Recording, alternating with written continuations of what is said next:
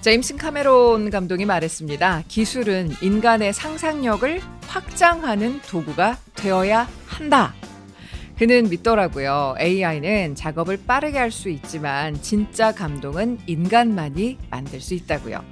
최근 카메론은 영화 산업이 살아남으려면 시각 특수효과 제작비, 그러니까 VFX 비용을 절반 가까이는 줄여야 한다고 강조하고 있는 중인데, 그래서 AI 활용을 더욱더 확대해야 한다라고도 말하고 있습니다. 하지만 그러면서도 선을 분명히 그어요. AI는 감동을 대신할 수 없다. 진짜 이야기는 인간이 만든다. 톨스토이도 이렇게 얘기했죠. 예술은 인간의 감정을 다른 사람에게 전염시키는 행위다. 기술은 형태를 만들 수 있지만 마음을 울리는 일은 언제나 사람의 몫입니다. 우리는 묻습니다. 기술은 어디까지 갈 수 있을까? 그리고 다시 물어요. 인간은 어떠한 감동을 어떻게 남길 수 있을까?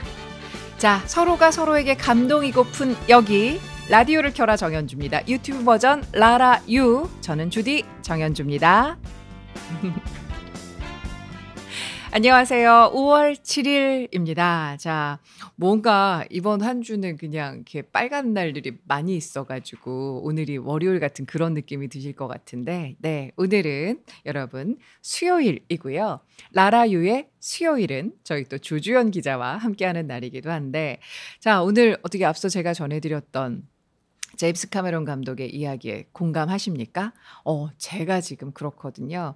기술이 인간의 상상력을 확장하는 도구가 되어 온 것이 그동안 그렇게 입증이 되어 있고 AI도 다르지 않을 것 같다라는 이야기를 하시면서, 하지만 진짜 이야기를 만들어가기 위한 인간들의 노력은 계속해서 또 꾸준히 이어져야 할 텐데, 그러기 위해서 약간 톨스토이의 이야기를 또 가지고 와봤어요.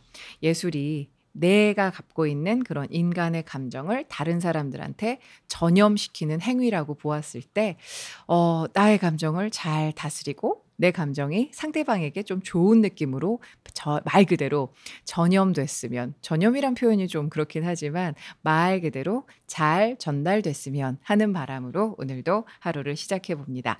자, 오늘 수요일 여러분들과 함께 또 뮤지컬 이야기 다룰 수 있을 텐데요. 여러분께서 그동안 남겨주신 댓글들 좀 읽어보려고 합니다.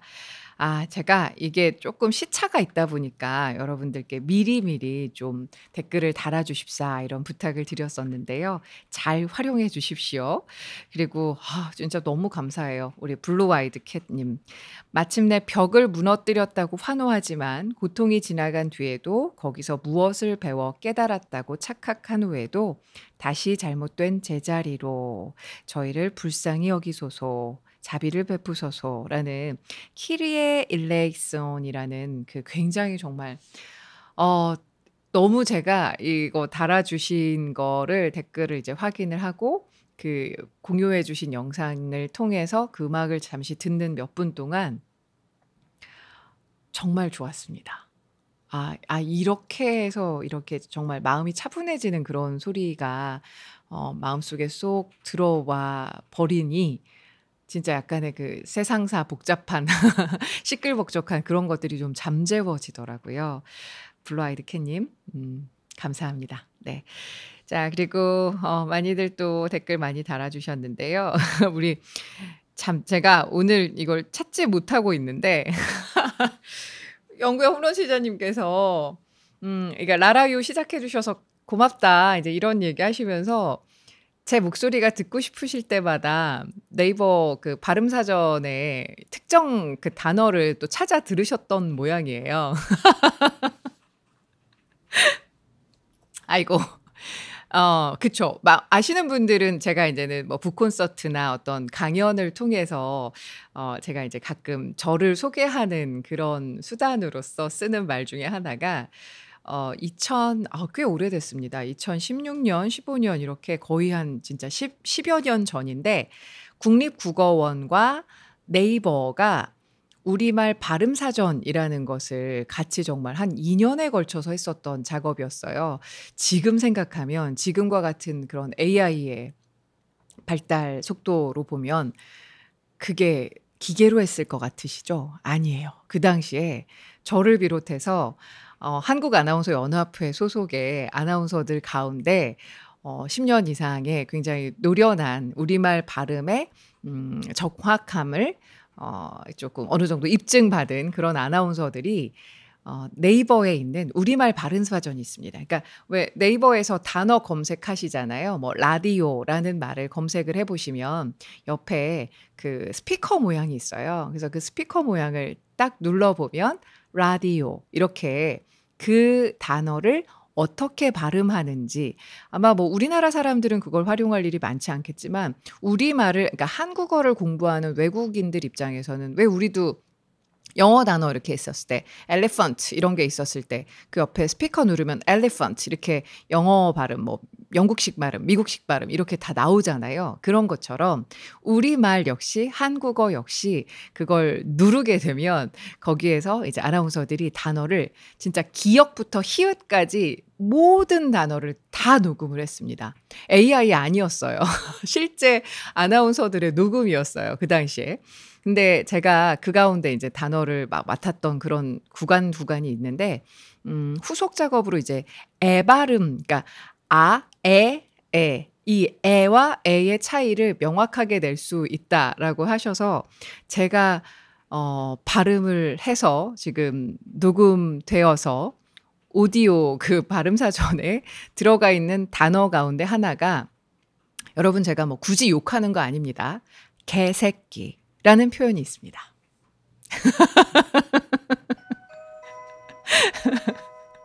벌써 조지영 기자 온 것 같네요. 예.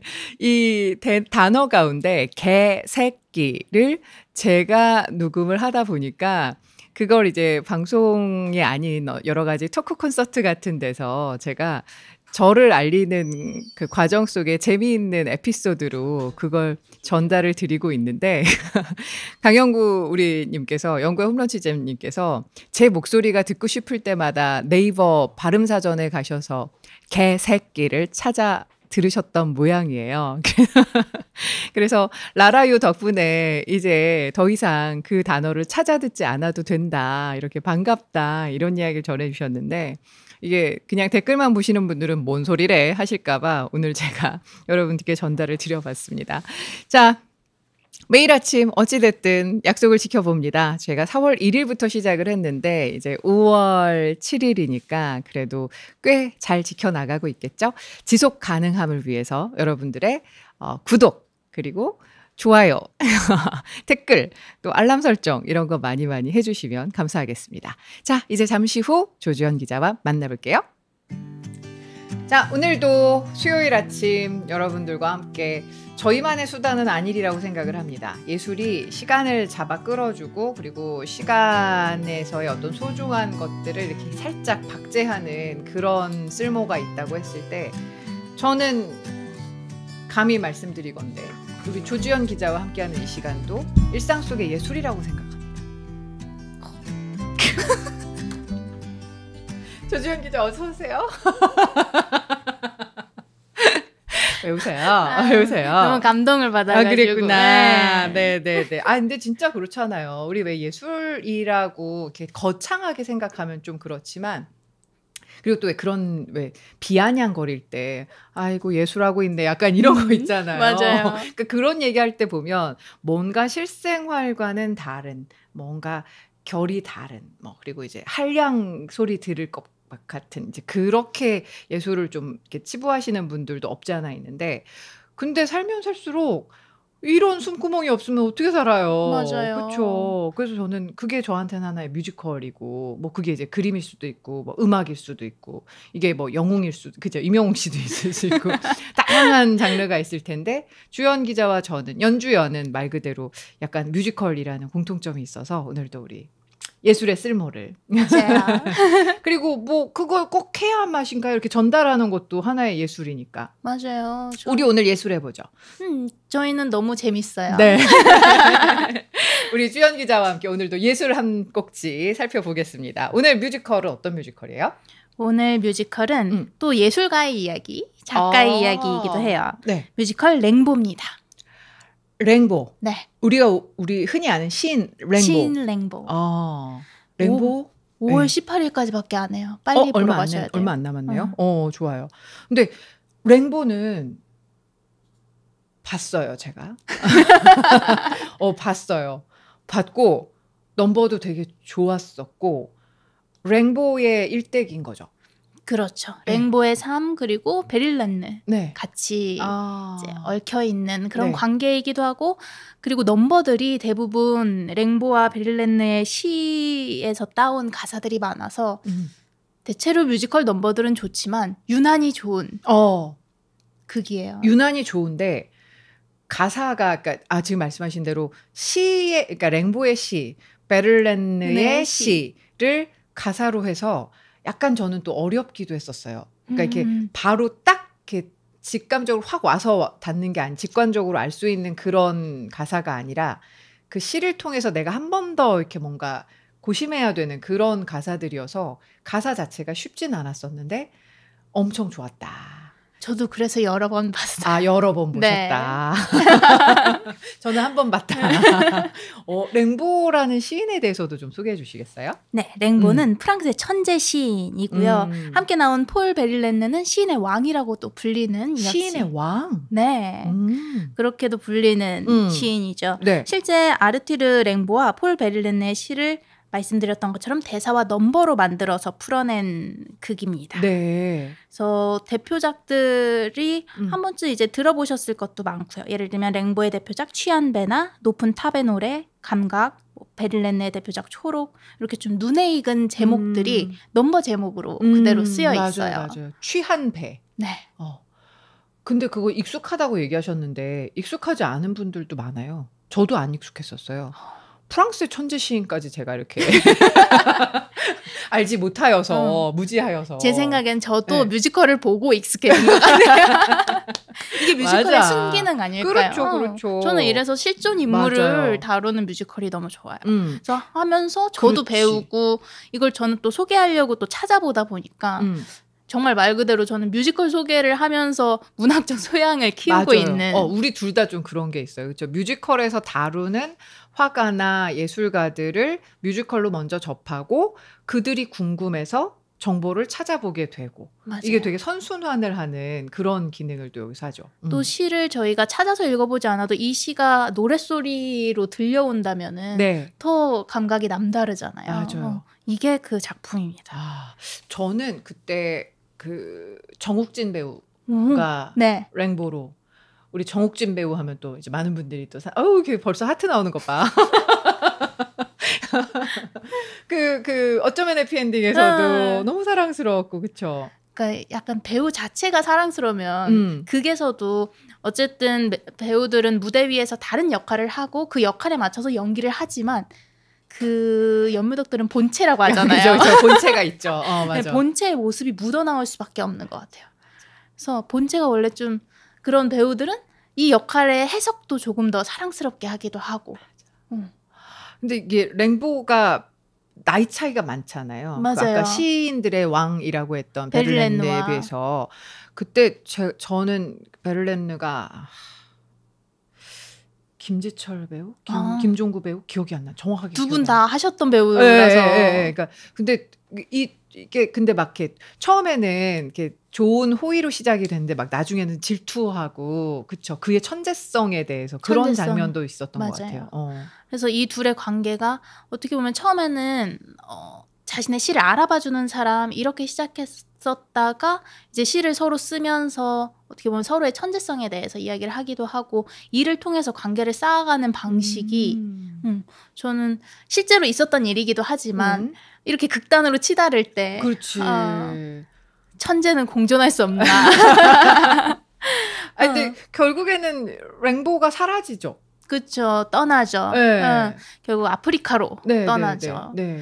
그래서 그 아프리카로 나중에는 이제 그 흔적을 찾아서 가는데 이렇게 이별하는 과정에서 굉장히 격하게 이별을 하잖아요. 실제로도 어떻게 보면 서로에게 상처를 입히기도 하고 그게 마음의 상처든 물리적인 상처든 둘 다 있었죠. 네. 둘 다. 이렇게 하기도 하면서 하는데 또 이들의 천재성은 너무 또 반짝반짝 빛나. 그러니까. 양쪽 다. 천재는 있어요. 갑자기. 맞아요. 천재는 있고 그 천재를 바라보는 또 다른 천재가 있고 조주영 기자 얘기한 대로 천재는 공존할 수 없나? 약간 이런 느낌으로 바라보게 되는 그런 구도들이 있는데 랭보가 그걸 또 굉장히 잘 만들어냈고 맞아요. 또 인물이 한 명 더 나오잖아요. 들라에. 맞아요. 랭보 친구로서. 네. 들라에는 거기에서 들라에도 근데 실존 인물인 거죠. 그거는 제가 한번 찾아봐요. 그래요? 근데 비교적 평범한. 맞아요. 그냥 이렇게 사람을 쫓아다니는 그런. 그러면서 랭보를 또 생각해주고 이런. 근데 그게 또 난 너무 소중한 거예요. 친구가 그러니까 이게 막 다들 뾰족뾰족하게 튀어나오는 그런 사람들 사이에서 들라에라는 그 사람이 결국에 이제 마지막 그를 추적하는 이런 역할이니까 그리고 또 친구로서 이렇게 중심을 잡아주고 따뜻하게 안식처가 되는 거니까. 근데 지금 우연히 생각이 났는데 저희 라라유가 들라에 같은 존재면 좋을 것 같아요. 여러분들한테. 그냥 이렇게 세상사 삐쭉삐쭉 막 경쟁하다가 막 나 잘났네 하다가 여기 와서는 그냥 안식처처럼 풀어낼 수 있는 주디 저 이랬어요. 뭐 주연님 이러셨어요. 이거 할 수 있는 좋네. 우리 들라에 하자. 너무 연묘당 마인드로 지금 지정을 해버렸지만 라라유는 여러분들의 들라에가 되겠습니다. 다른 극 할 때는 또 다른 거 지정을 해드릴게요. 다양한 이름을 갖게 되실 수 있게. 근데 저는 주연 기자님 잊어버리지 않고 있어요. 지난 시간에 우리가 그 각설탕 만지작 외에는 못 해가지고 좀 아쉬웠는데 랭보 작품에서의 좀 넘버는 조주현 기자 목소리로 좀 들어볼 수 있는 게 있어요? 혹시? 랭보는 무리하진 많은데 무리하세요. 그러면은 랭보 중에서는 취한배? 그치 취한배. 저는 이거 너무 좋아요. 반말이 나올 뻔. 좋아도 돼요. 저는 이건 너무 좋아요. 그러니까 처음에 막 나는 투시자가 되기로 했습니다. 이러면서 넘버가 시작되잖아요. 그러면 그 시를 제가 한번 찾아볼까요? 그 취한배? 네, 그거를 제가 그 가사, 그러니까 그 시의 내용을 조금만 전달을 드리면. 여기 쥐어 씨가 저를 좀 도와주고 있는데요. 프랑스의 천재 시인 아르튀르 랭보가 16세 나이에 쓴 대표적인 시라고 그의 시 중에서 가장 널리 알려져 있는 시이고 상징주의 시의 결정체로 불릴 만큼 상징과 이미지가 풍부하게 사용된 작품이라고 합니다. 100행의 25연 4행연으로 구성된 프랑스 시이고요. 주제는 자아의 해체, 무의식과 환상, 자유에 대한 열망, 시인의 정신적 여정이라고 합니다. 그러니까 그 약간 배 자체를 의인화해가지고 이게 막 나의 내면 세계도 좀 이렇게 같이 들여다보고 그리고 좀 난 자유롭고 싶어 막 약간 이런 느낌이 났었던 시로 기억을 해요. 그렇죠? 이게 분량이 좀 있으니까 넘버가 조금 더 이 시에서 말하고자 하는 바를 조금 압축해서 담은 느낌이 있어요. 그래서 약간 시론이 담긴 넘버인데 랭보의 시론이 담긴 넘버인데 이제 뭐 시인이 되고자 하는 이가 첫 번째로 해야 할 연구는 자기 자신에 대한 전적인 인식이다. 뭐 자신을 투시자로 만들어야 한다. 이런 느낌. 저 너무 좋아요. 제가 요즘에 굉장히 관심 있어 하는 분야가 뭐를 하든 내가 나를 알아야 되겠더라고요. 그러니까 제가 요즘에 이제 말하기 코칭 많이 하고 다니잖아요. 정말 수도 없는 정보에 늘 노출이 되어 계세요. 근데 내가 어떻게 하고 있는지 자기 인식이 없는 상태에서는 그런 좋은 정보들이 별로 좀 와닿지도 않고 쓸모가 없어요. 그러니까 저는 그렇게 생각을 하거든요. 그래서 아까 지금 얘기했던 나를 제대로 알아야 되는 거 그리고 약간 투시를 할 수 있어야 된다는 거 여기서 갑자기 깨달음을 얻네요. 진짜. 아, 랭보가 그랬었군요. 네. 그런 내용들이 또 담겨 있고 네네. 이제 선원 없이 대항을 표류하는 배의 이미지를 통해서 좀 시적 세계를 탐구하는 시인의 영혼 이런 의미도 있습니다. 그러면 나 들려줄 수 있어요? 일부를 무리하지 말라 그러고 무리를 막 시킨다. 가사 중에서 제일 참 기억나는 데 있어요? 한 소절을 네네네. 물 드셔도 됩니다. 네. 뭐 드실래요? 더 어떻게 청심환? 괜찮습니다. 괜찮아요. 오케이, 좋아요. 네. 해볼게요. 어떡해. 너무 떨려. 저도요. 네, 화이팅. 나는 부딪혔네. 평온한 물줄기의 붕괴에 나는 부딪혔네. 번개로 갈라지는 하늘에 나는 깨달았네. 새처럼 솟구치는 새벽에 나는 보았네. 인간이 보았다고 믿었던 것을. 이 정도? 이런 느낌의. 황금별 이후에 처음이다 지금. 주연 씨 노래 듣는 거. 너무 좋아요.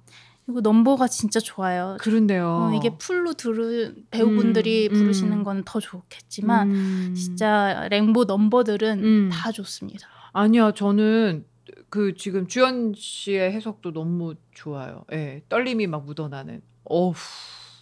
태 감독님 어떠세요? 최고입니다. 최고죠. 오디오 들어가나요?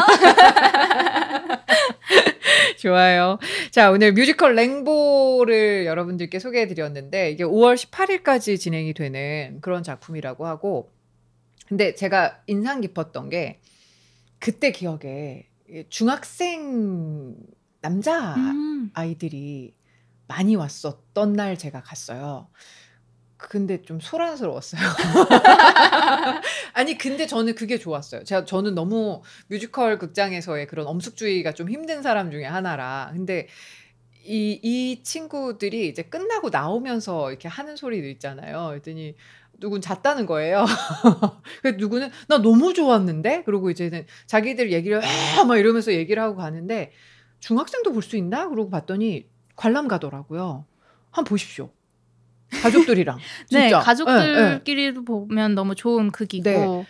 왜 보통 이제는 엄마들, 아빠들이 그런 얘기 하거든요. 그러니까 왜 막 이렇게 또봇 이후의 작품들 잘 모르시고 막 이렇게 그런 이렇게 아가들 거 외에는 우리 애들이 볼 건 뭐가 있나요? 막 이제 이런 거 질문하시는 분들 많으신데 웬만하면 초등학생 이상 관람가들이 많고, 그쵸? 근데 이거는 제가 기억하는 건 중학생 이상 관람가이기니까 약간 사춘기 아이들하고 뭐 이렇게 방문 걸어 잠그는 그런 아이들하고 굳이 대화하려고 하지 마시고 같이 그냥 대학로 콧바람 쐬러 가자 이렇게 해가지고 가서 보고 이해 못하면 못하는 대로, 뭐 잤다면 잤다는 대로, 이해했다면 했다는 대로 그냥 이걸로 이야기 나눠도 전 너무 좋을 것 같아요. 같이 관람을 하면 이야기가 계속 샘솟잖아요. 그렇죠. 나 재미없었어라는 이야기로 시작해도 왜 재미가 없었는데? 그렇지 이게 되니까 저는 너무 좋을 것 같거든요. 우리 라라유 구독자들께 우리 오늘 조지현 기자가 소개해 주신 뮤지컬 랭보 강추합니다. 올해는 누가 하시는지 모르겠네. 올해는 네네. 제가 또 이거를. 야, 좋아요. 랭보 역할에는 박정원 배우, 손유동 배우, 김리연 배우, 윤승우 배우가 함께 다 하고요. 좋아한다. 예. 베를렌느. 박정원 배우 오래 하네요. 베를렌느 역에는 김재범 배우, 김경수 배우, 김지철 배우, 안재영 배우. 경수 씨도 너무 좋아하고 재범 씨도 너무 좋아해요. 오, 그렇구나. 좋아요. 김경수 배우 오랜만에 연락 드려보겠습니다. 경수 씨 안녕. 딜라의 역할도 소개해드릴게요. 좋아요. 문경초 배우, 송상훈 배우, 신은호 배우, 박영빈 배우.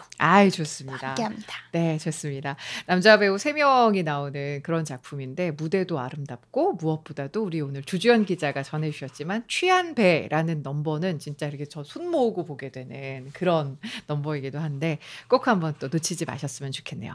자, 우리 조지현 기자님. 오늘 노래 감사했어요. 나는 보았네. 이렇게 해석을. 나는 보았네, 진짜. 자, 우리 조지현 기자와는 다음 주 또 수요일에 이 시간 인사드리겠습니다. 자, 저쪽 카메라 보고 우리 인사 또 나눠볼게요. 네. 자, 시작. 여러분, 오늘 하루도 잘 풀리실 거예요.